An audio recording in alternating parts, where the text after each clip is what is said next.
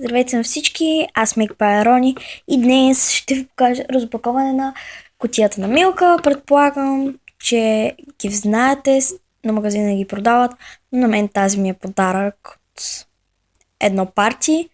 И да, нека да започваме. Аз вече знам какво има в кутията, погледнах, но исках да е в същия хубав вид, в който беше самата кутия, и затова нека да започваме. Ако не искате да гледате това видео, просто излезте натиснете пауза и излезте от видеото ми, за да няма хейтърство, и затова нека да продължаваме за тези, които останаха. Кутията се отваря от ето тук. Сега ще трябва малко да изчакате, за да мога да отворя, защото доста трудно се отваря. Готово. Ето така. И отваряме и виждаме бисквити на Милка, които се водят пълнозърнести бисквити с шоколад. Сега ще... Ето това сте. Ето така изглеждат. Не съм ги отваряла. Годни. Ето. Следващото нещо, което вземам и също не съм пробвала, са тези бисквитки на Милка. Млечни шоколадови айс мляко бисквитки. Така се водят, а те се водят само да им намеря. Бисквитки с овесени ядки и пълнозърнесто пшенично брашно. Извинявам се. Ето така изглеждат.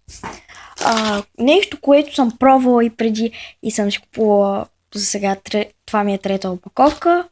Това е шоколадът на Милка с течния шоколад с лешници, който е нов за България, който е уникално вкусен и ви го препоръчвам, ако сте фен на течния шоколад, ако сте фен на шоколада с лешници, това ще ви стане нещо любимо. Има и с мента, но с мента не съм го пробвала все още. Този шоколад се води млечен шоколад с айс мляко и пълнеж, 20% пълнеж,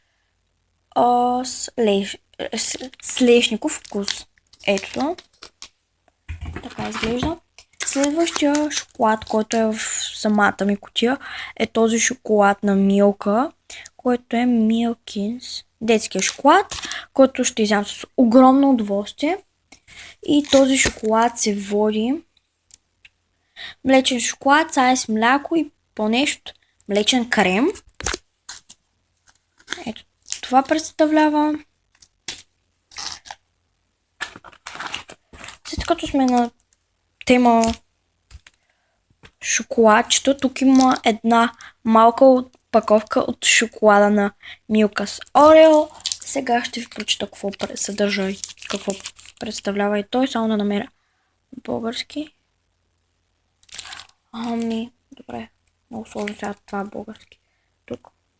Млечен шоколад с айс мляко, по-нещо от 30% с мляко, млечен крем, извинете. И да. Ето това представлява малкото шоколадче. Всички са го яли, предполагам. И последният ми шоколад, който е в кутията, има още две неща, които ще ви покажа. Това е най-нормалният шоколад на Милка, който е с млечен шоколад с айс мляко. Да. Ето така. И предпоследното нещо са ми тези любими бисквитки, които сега само